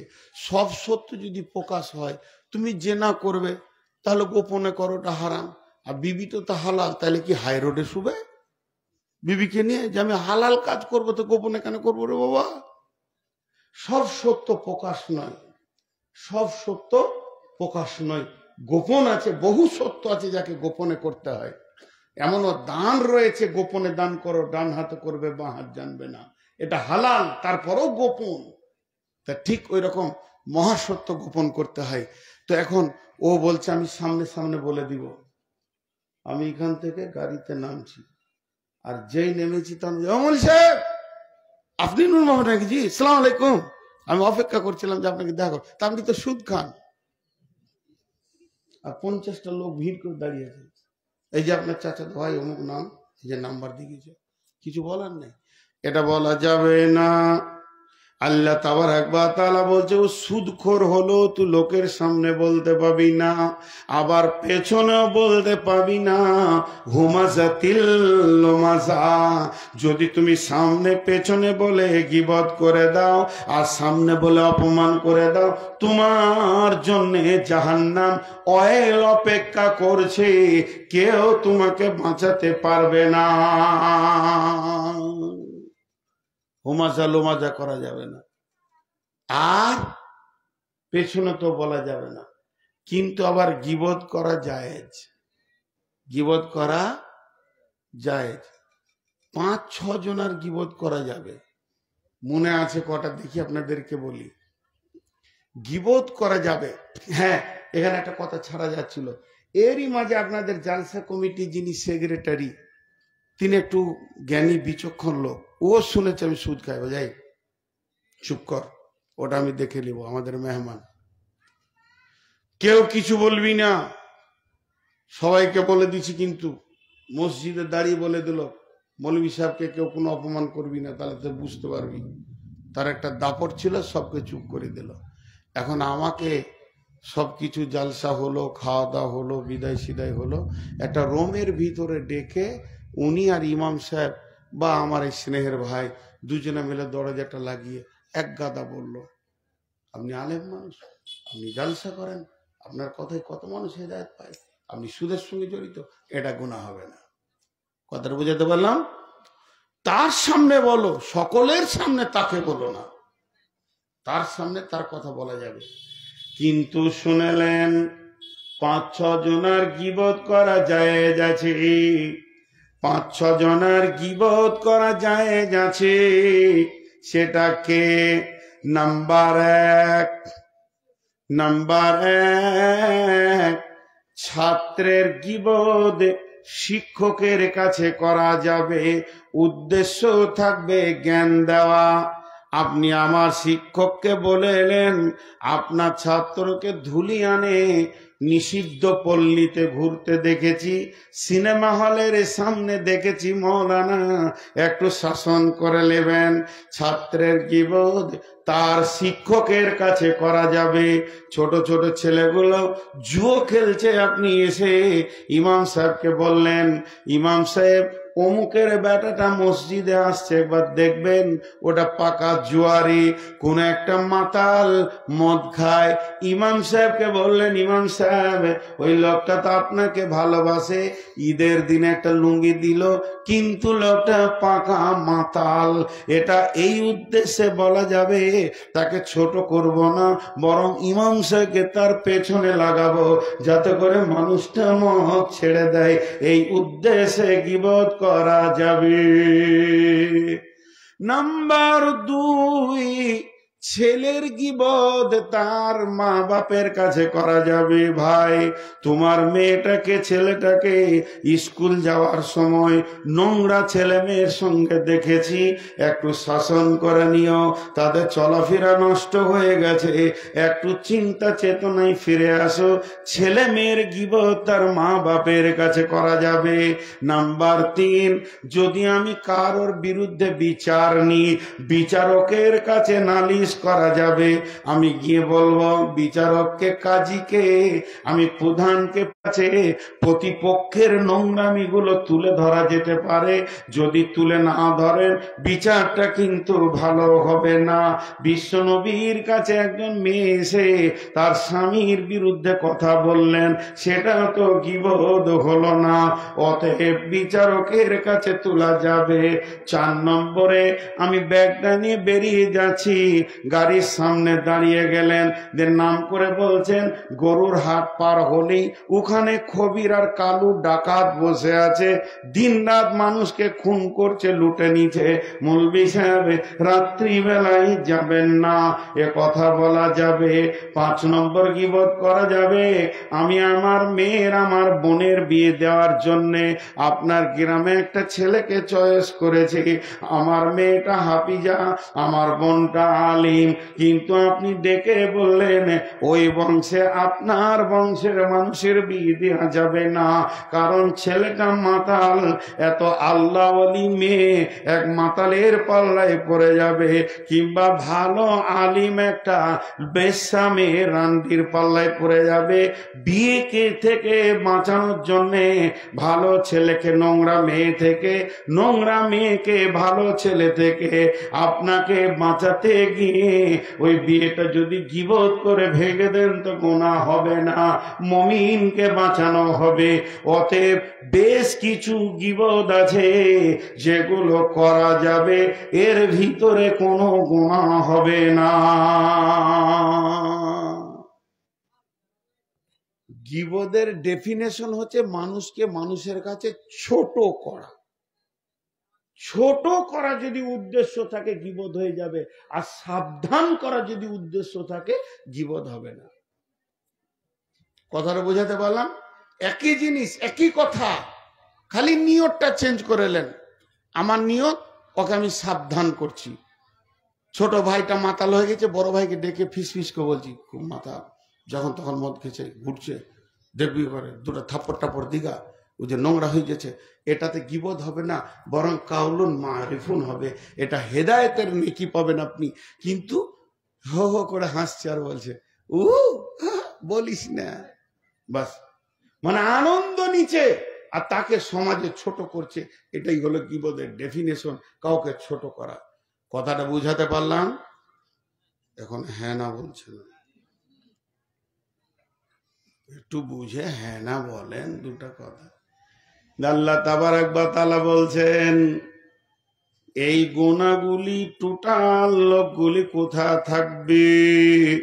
কাল্লা লায়ুমবাদান্না ফিল হুতামা, কাল্লা লায়ুমবাদান্না ফিল হুতামা ওমা আদরাকা মাল হুতামা নারুল্লাহিল মুকাদা আল্লাতী তাত্তালিউ আলাল আফইদা ইন্নাহা আলাইহিম মুসাদা ফি আমাদিন মুমাদ্দাদা। হ্যাঁ, আর একটা কথা বলতে ভুলে গেলাম, 6টা ছিল 5টা বলে এটা ভুলে গেছিলাম, মনে পড়লো, আলহামদুলিল্লাহ, আল্লাহ মনে পড়ে দিলেন। পার্টির নেতাদের গীবত করা যাবে? কেন যাবে? হাসছেন কেন?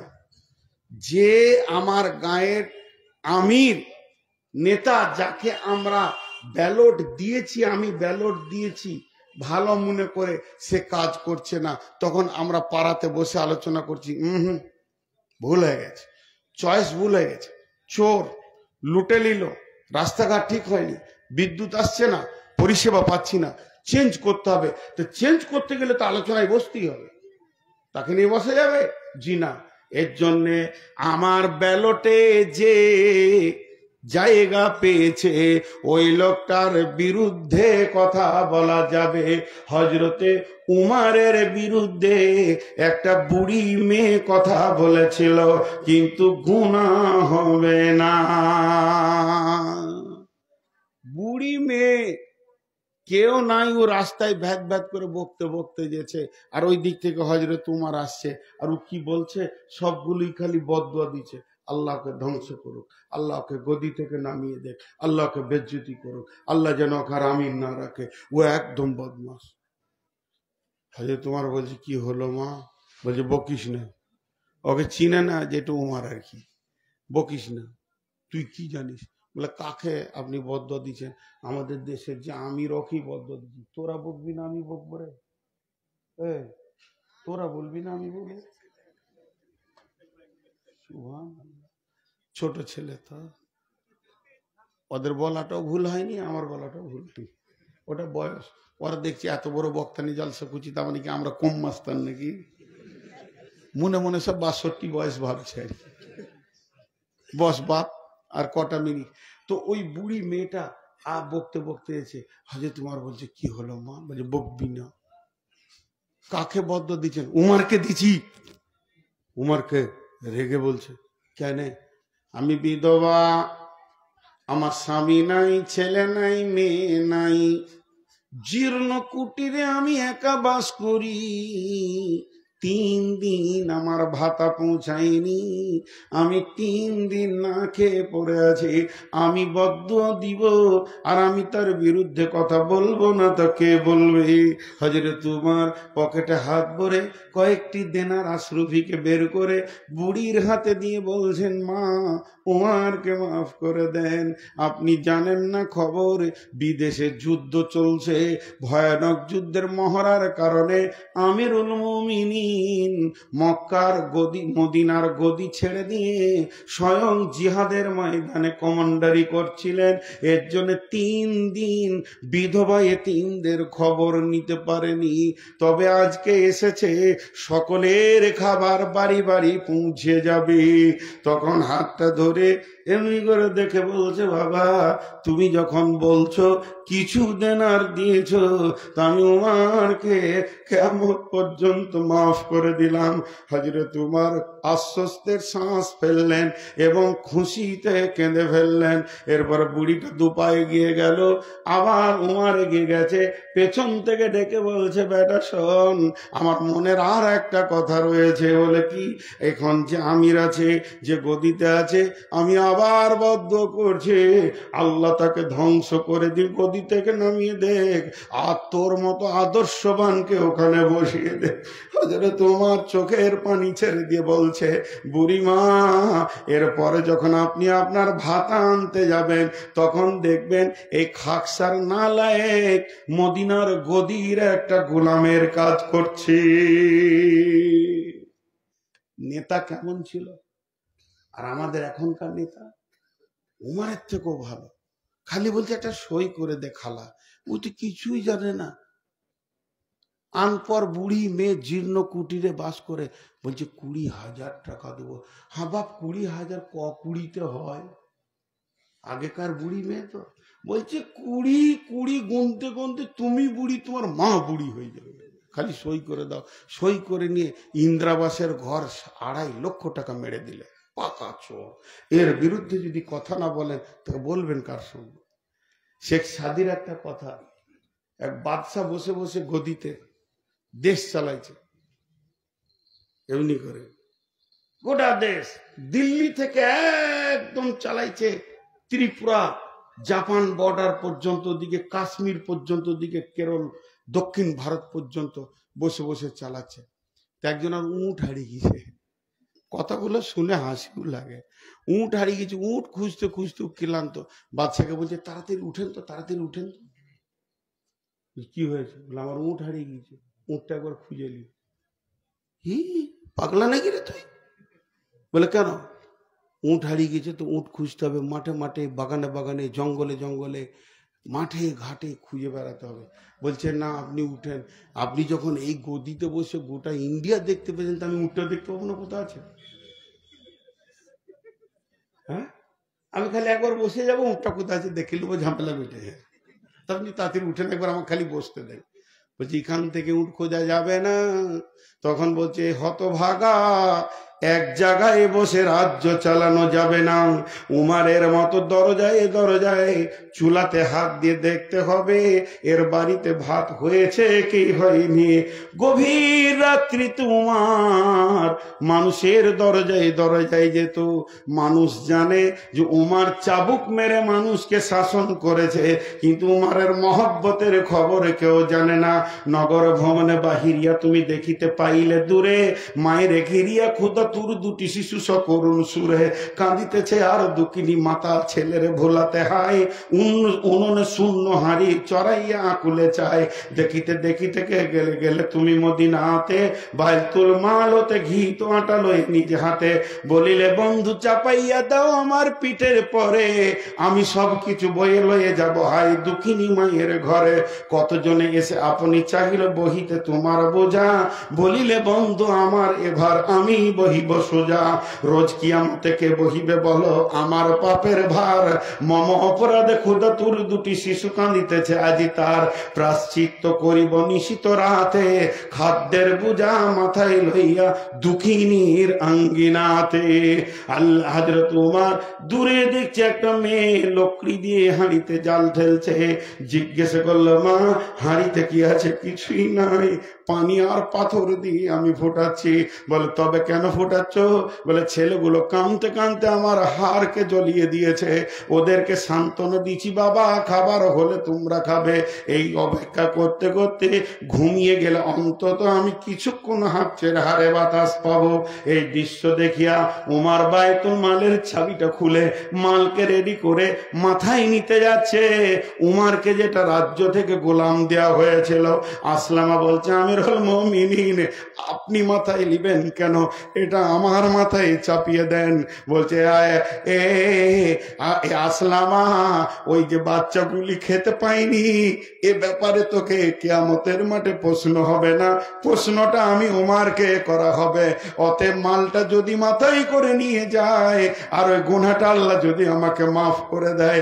আসলামা বলছে উমার নিজের হাতে জাল দিল আর ফুঁক দিয়েছে, আমি দেখেছি উমারের দাড়ির ফাঁক দিয়ে ধোঁয়া বের হয়ে এসেছে। এরপরে তাদেরকে খেজুর আর আটা দিয়ে হালুয়া বানিয়ে দিল, রুটি বানিয়ে দিল। হাতে উমার কিছু দূর আঁধারে হেঁটে আসার পর বলছে আসলামা একটু দাঁড়া। যখন আসলামা দাঁড়ালো তখন ছেলেগুলো রুটি নিয়ে ছিঁড়াছিঁড়ি করছে। উমার অঝর নয়নে কাঁদতে শুরু করলেন। আসলামা বলতেন আমিরুল মুমিনিন আপনি ওদের খুশি দেখে কাঁদছেন কেন? বলে ওরা ক্ষুধার্ত ছিল তখন কেন কাঁদননি? বলে আমি এটা কাঁদি না এরা আসলামা, ওদের মুখের হাসি আমার হৃদয়কে ঠান্ডা করে দিয়েছে, এর জন্য এটা আমার আবেগের অশ্রু বের হচ্ছে। এটা কোন নেতা? এটা কোন নেতা? এর জন্য নেতাদের গীবত করা যাবে। এদের যা চরিত্র বর্তমান নেতাদের, ভোটের আগে বাবু বাবু আর ভোট হয়ে গেলে তখন ওকে দেখে কে? ওর দরজায় 40 বার গিয়ে খোঁজ পাওয়া যাবে না। তো এই চরিত্রহীন নেতাদের ব্যাপারে গীবত করা যাবে। টোটাল বক্তব্যটা আজকে ছিল গীবতের ওপরে, জীবের ওপরে। তো আমরা জীবকে কন্ট্রোল করব। আমরা জীবকে যদি কন্ট্রোল করতে পারি তো সব কন্ট্রোল হয়ে যাবে। আর জীব যদি বেকন্ট্রোল হয়ে যায়, কোনো জিনিস আর কন্ট্রোলের ভিতরে থাকবে না। দেহে যত অঙ্গ গোনা করে, জীবের ঢিলামির জন্য অঙ্গ গোনা করে। আর জীব যখন সক্রিয় হয়ে যাব, হে মা, ওরে আমার বোন, ওরে আমার বেটি, জীবকে আগে রেডি করি, জীবকে আগে ঠিক করে নি। জীব যদি ঠিক হয়ে যায়, সব ঠিক হয়ে যাবে। হ্যাঁ, আজকে আমরা শেষ। আল্লাহ বলছে যারা জীবকে বেকন্ট্রোল করে, 4টা গুনাহ গুনে বলে দিছি। সামনে মানুষকে অপমান করে, পেছনে গীবত করে, মালকে গুনে গুনে জমা করে, আর মনে করে যে আমার মাল আমার সঙ্গী থেকে যাবে। গুনাহ 4টা দেখেলেন। আরেকবার গুনে দিচ্ছি। সামনে সামনে মানুষকে অপমান করে, পেছনে গীবত করে মানে কষ্ট দেয়, আর মালকে গুনে গুনে রাখে। আর ওর ধারণা আমার মাল আমার চিরসঙ্গী। আল্লাহ বলছেন কাল্লালায়ুম বাদান্না ফিল হুতামা, কখনোই নয় তোদেরকে হুতামাতে ঢুকতে হবে। ওমা আদরাকা মাল হুতামা, নবী হে তোমাকে কে জানালো হুতামাটা কি? না, হুতামাটা কি? নারুল্লাহিল মুকাদা। এটা পেট্রোলের আগুন, এটা ডিজেলের আগুন, এটা কাঠের আগুন, এটা কয়লার আগুন, এটা বিদ্যুতের আগুন। আর আমার আল্লাহ বলছেন হুতামাটা হচ্ছে আল্লাহর হুকুমের প্রজ্বলিত আগুন। সে আগুনটা কমন। আল্লাহ বলবে ধর, লেপটে ধরে নেবে। আল্লাহ বলবে ছাড়, তবেই ছাড়বে। আল্লাহ বলবে আরো পাওয়ার বাড়াতে, আরো বাড়বে। আর ওই আগুনটা কেমন? যদি আমার গায়ে বিদ্যুতের তার দেওয়া হয়, যেখানেই টাচ করবেন বিদ্যুৎ পাবেন।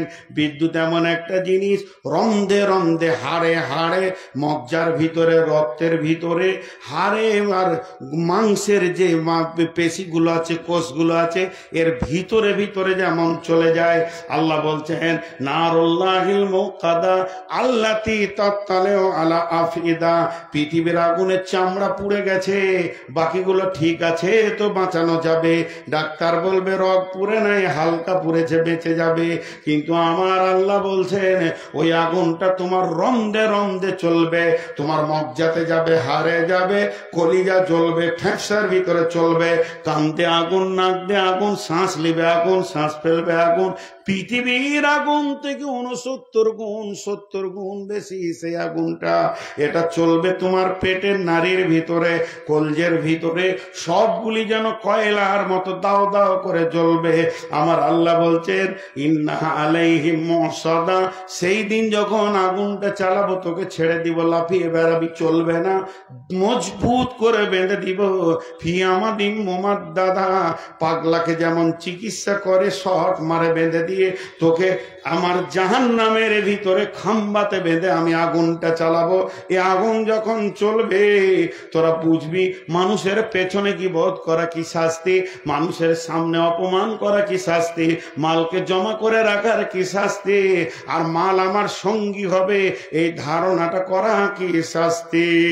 7 সেকেন্ড আর বাঁচা মরিবার কালে, এই ওসিয়ত করেন ওয়ারিস সকলে, মরিলে আমার তরে শুনো বারে বার, কাফনের সাথে হাতে বেদনা আমার, সকলিতে মিলে জুলে খাটিলিতে করে, 2 হাতে ঝুলাইয়া লইয়া যাইও মোরে। এই হাল দেখে মোর যত মাখলুকাত আফসোস করিবে আর কহিবে এবার, 7 মুলুকের 7 সেকেন্ড আরো ছিল, সকলে থাকিল আজ খালি হাতে গেল। হে মানুষ, একটা জায়গায় যদি কেউ প্রেম করতে পারে, ওই প্রেমটা মিথ্যা হবে না। বাপের সঙ্গে প্রেম করেন, বাপ মারা যাবে, মায়ের সঙ্গে প্রেম করেন, মা ধ্বংস হবে, বিবিকে ভালোবাসেন, সেও আপনাকে ছেড়ে চলে যাবে, সন্তান ছেড়ে চলে যাবে। মানব যদি হক আমাদের জ্ঞানী বিচক্ষণ, মুরজিয়া আল্লাহর প্রেমে কাটাও জীবন, ভূমিতে আসিয়া তুমি ভবের মেলায়, হেলাই কাটিও না মাতিয়া খেলাই।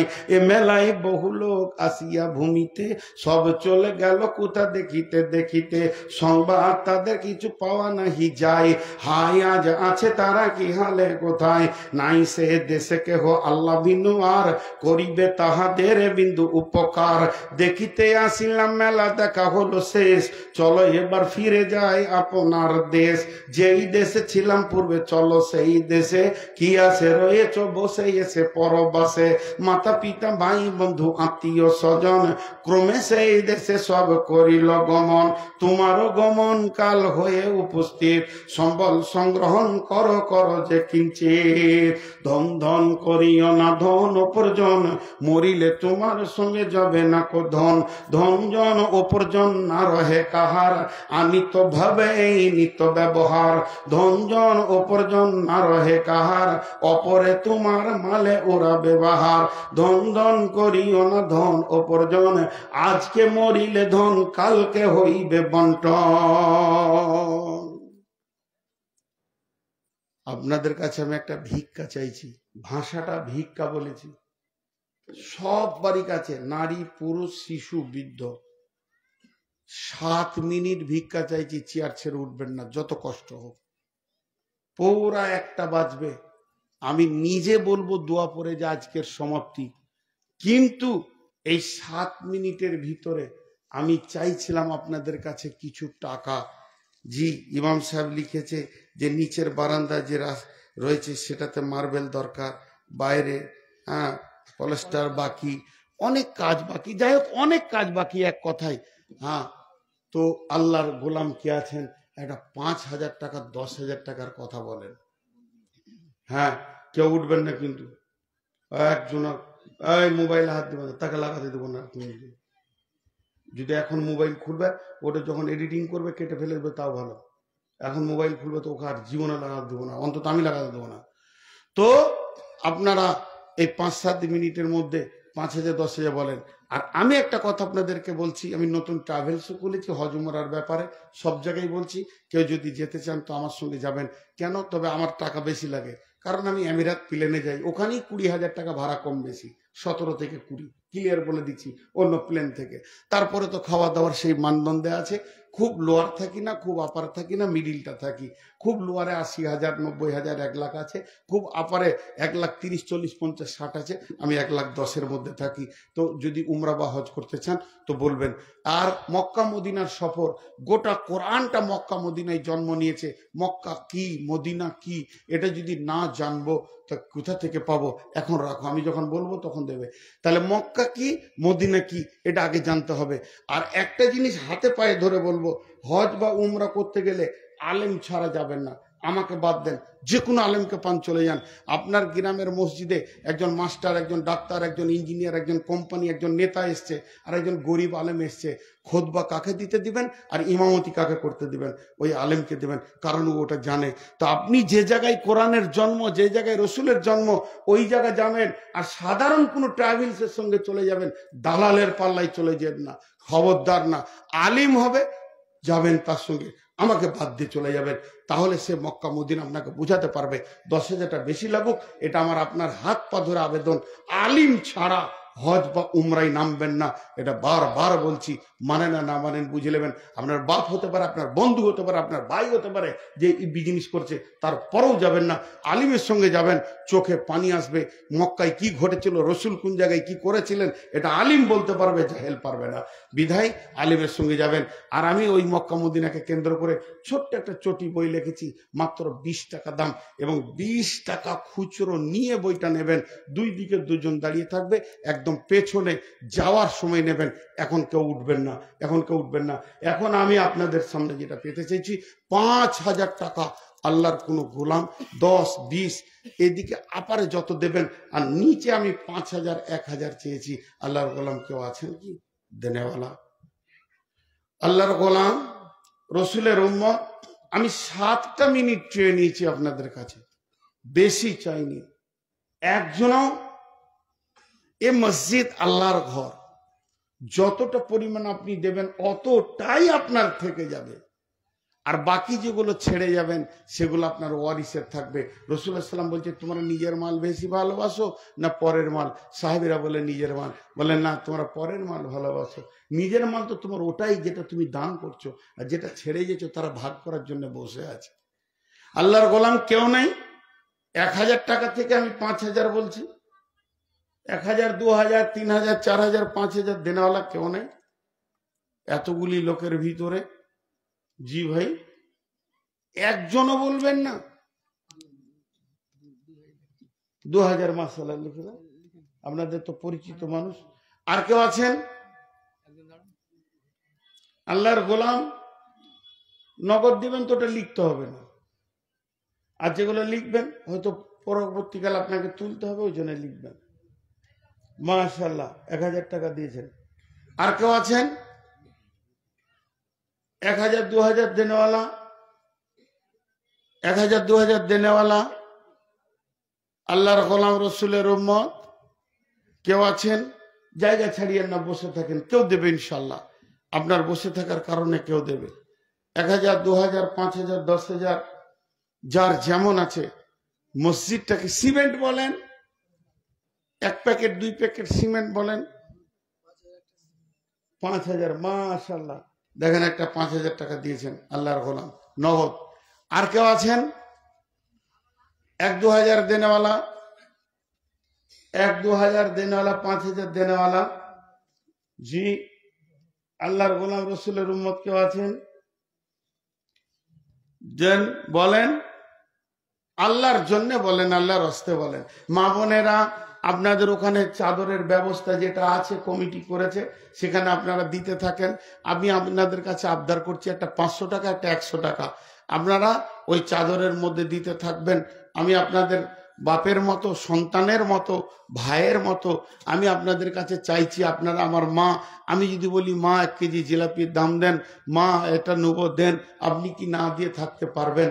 আজকে আমি যদি আপনার কাপড় ধরা হারাম বোঝানোর জন্য বলছি, মা কাপড়টা ধরে বলি মা আমাকে 100 টাকা দাও, মা আমি এটা খরচা করব, খাবো, তো আপনি না দিয়ে পারবেন না।